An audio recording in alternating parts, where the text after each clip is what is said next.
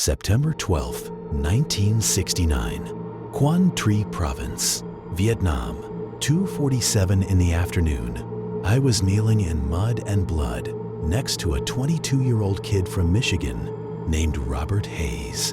Rob, he had a hole in his abdomen the size of my fist. I put my hand inside his body, felt his liver, what was left of it, shredded, bleeding faster than I could control. I checked his pulse, weak, irregular, skin going pale, breathing shallow. I did the math. Survival time with this kind of wound, no surgical intervention. 4 to 6 minutes, maybe. The medevac helicopter, 23 minutes out. I looked at Rob, he looked at me, and in that moment, we both knew the same thing. He was already dead. The numbers didn't work. The biology didn't work. There was no scenario where a man with a destroyed liver, massive internal bleeding, and no operating room survived 23 minutes in a jungle in Vietnam. None. But I kept working. And while I worked, I prayed. Not for a miracle. I'd stopped believing in clean miracles by September of 1969. I prayed for more time, just enough time to get him on that helicopter alive, even if he died 2 minutes later in the air. Just let him make it that far, and then something happened that I still can't explain. Rob survived, not just the helicopter ride. He survived surgery, survived recovery, went home to Michigan 6 months later, married his high school sweetheart, had 3 kids. 2 weeks after the medevac, the lead surgeon at the field hospital pulled me aside. Army doctor, 30 years of experience. He looked at me and said, "That kid you brought in on the 12th? The abdominal GSW. I read your field report. You said he was bleeding out for 23 minutes before we got him into surgery." I said yes. He said, "That's not possible. With that injury, he should have been dead in 5. I didn't have an answer then. I still don't have one now. My name is Thomas Earl Booker. I'm 79 years old. I was a combat medic in Vietnam. And this is the story of the day I watched a man survive something that every piece of medical knowledge I had said was impossible. I still don't know if it was God, or luck, or something I did without knowing I did it. But I know what I saw, and I know what the math said, and those two things don't go together. Let me take you back to the beginning of that day. September 12th, 1969. It was a Friday.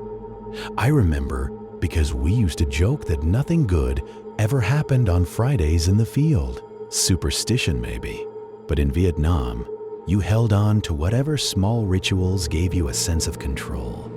I'd been in country for 6 months by then, long enough to stop flinching at every sound, long enough to know the difference between incoming and outgoing fire by ear, long enough to have seen too many men die, but not long enough to be numb to it. I don't think you ever get numb to it. You just get better at functioning while it's happening. That morning, my platoon was on a routine patrol about 4 kilometers north of our base camp. Quảng Tri Province, dense jungle, hot, humid, the kind of heat that soaks through your uniform and stays there all day. We were moving slow, single file, eyes scanning the trees, listening for anything that didn't belong. Rob Hayes was near the middle of the column. I was about 10 men back. Rob had been with us for 3 months. He was from Lansing, Michigan. 22 years old, tall, blonde hair that was always a little too long for regulation. He had one of those faces that still looked like a kid, the kind of face that didn't belong in a war. He talked about his girlfriend a lot, Sarah. They'd been together since junior year of high school. He carried her picture in his helmet, showed it to anyone who would look, told the same stories over and over. How they met, Their first date, the plan to get married as soon as he got home. Most of us learned not to make too many plans out loud. Plans had a way of making the universe pay attention. But Rob couldn't help himself. He was an optimist, even in Vietnam, even in September of 1969. That's who he was. So when the ambush hit and I heard someone scream, "Hayes is down," my stomach dropped in a way it hadn't in weeks. The first shots came from the west. AK-47 fire, automatic, close. We hit the ground. Returned fire. Someone was yelling coordinates into the radio. Someone else was yelling for a medic. That was me. I grabbed my kit and ran low toward the sound. Didn't think, couldn't think, just moved. Found Rob about 15 meters off the trail. On his back, hands pressed against his stomach, blood everywhere. I dropped next to him. "Rob, look at me. Where'd you get hit?" He couldn't speak, just looked at me with this expression. Not pain, not fear, confusion, like he couldn't quite process what had just happened to his body. I pulled his hands away, saw the wound. Entry wound, lower left abdomen, high velocity round, probably 7.62. No exit wound, which meant the bullet was still inside, tumbling, shredding everything in its path. I ripped open his uniform, applied pressure, blood soaked through the gauze in seconds. That's when I knew. This wasn't a wound you survive in the field. This was a wound you survive in an operating room with a team of surgeons, with blood transfusions, with everything we didn't have. I checked his pulse, rapid, weak, thready. Checked his eyes, pupils dilating. Checked his breathing, shallow, fast. All the signs: hypovolemic shock, massive internal bleeding, liver damage, maybe spleen, maybe intestines. Didn't matter which. The result was the same. He was dying. I grabbed the radio. "Doc Booker, I need a dust-off now. Abdominal GSW. Critical." "How far out?" The voice crackled back. "Dust-off inbound. ETA 23 minutes. I looked at Rob. He was still conscious, still looking at me. And I did the math. I'd been trained in combat medicine. I knew the statistics. I knew the survival rates. I knew what happens to the human body when the liver is destroyed and blood pressure drops, and there's no way to replace the volume you're losing. With this kind of wound, without immediate surgical intervention, you have minutes. 4, maybe 6 if you're lucky and the bleeding is slightly slower than average. 23 minutes wasn't possible, but I couldn't tell him that. So I lied. I said, "Rob, you're going to be fine. Helicopter's coming. You're going to make it. You hear me?" He tried to nod. Couldn't. I kept pressure on the wound, grabbed plasma from my kit, started an IV line in his arm. It was something to do, something to make me feel like I was helping. But I knew the plasma wasn't going to save him, not with this kind of bleeding. The firefight was still going on around us, bullets snapping through the trees. Someone was yelling to fall back. Someone else was yelling to hold position. I didn't hear any of it. All I heard was Rob's breathing getting slower, shallower. All I saw was his skin getting paler. All I knew was that I was watching a 22-year-old kid from Michigan die, and there was nothing I could do to stop it. And that's when I prayed. I don't know why. I'd prayed over dying men before. Sometimes it helped me. I don't know if it helped them, but I prayed, not out loud, just in my head. Just a few words. "God, if you're there, give me more time.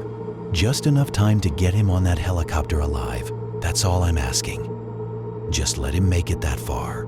I didn't pray for him to survive. I'd learned by then not to pray for outcomes I couldn't control. I prayed for time. 5 more minutes, 10 more minutes, anything. And I kept working. I reapplied pressure, checked the IV, monitored his pulse every 30 seconds. 3 minutes passed. Rob's pulse was still there, weaker, but there. 5 minutes, still breathing, barely. I checked my watch. The helicopter was 18 minutes out.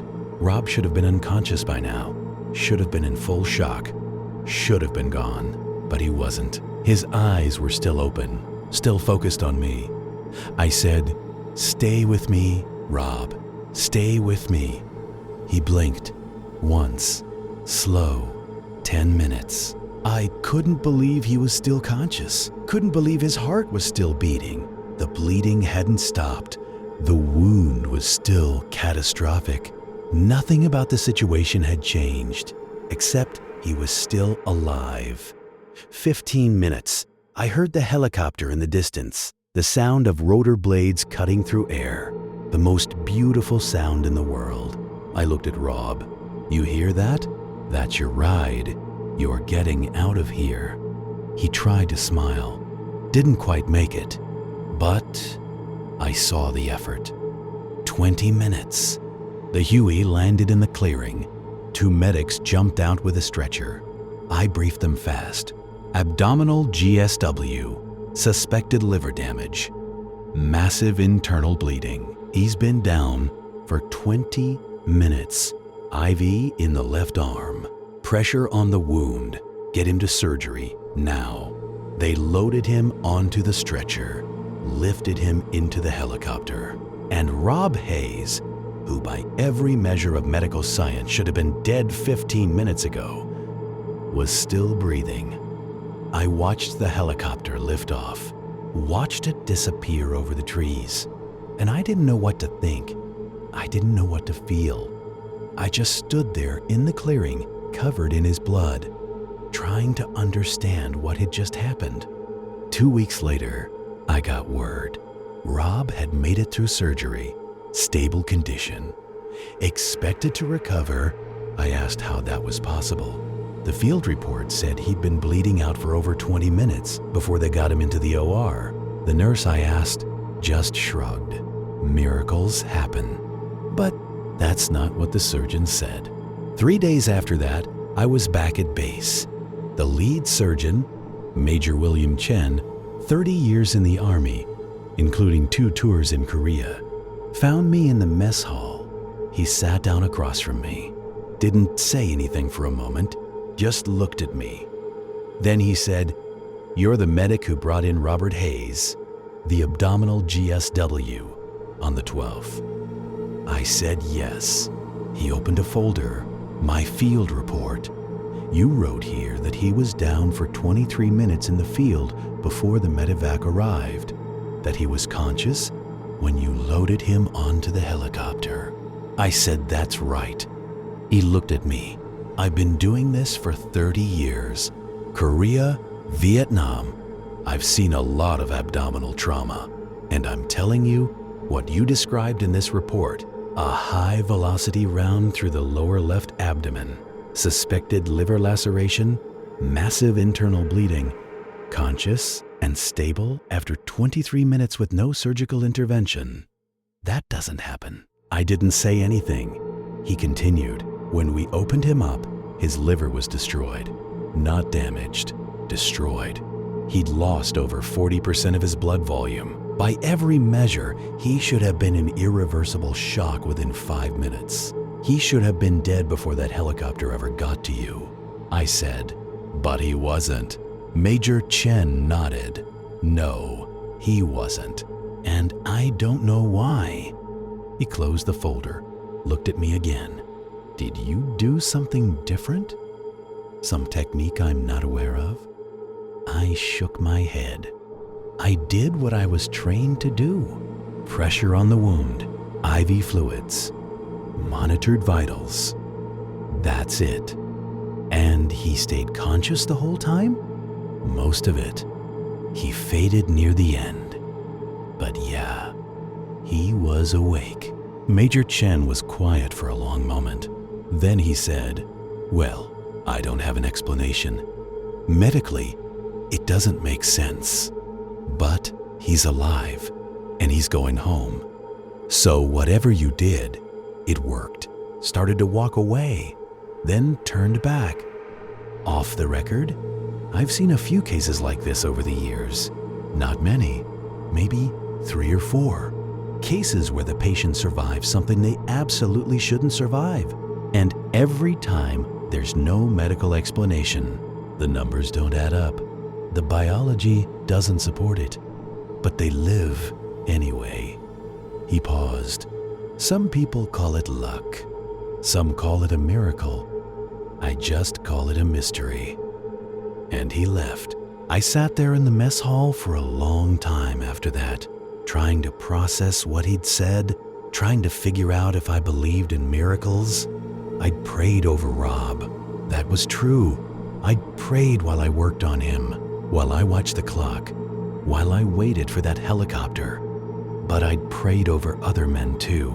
Men who didn't make it. Men who died in my arms despite everything I did, despite every prayer I whispered.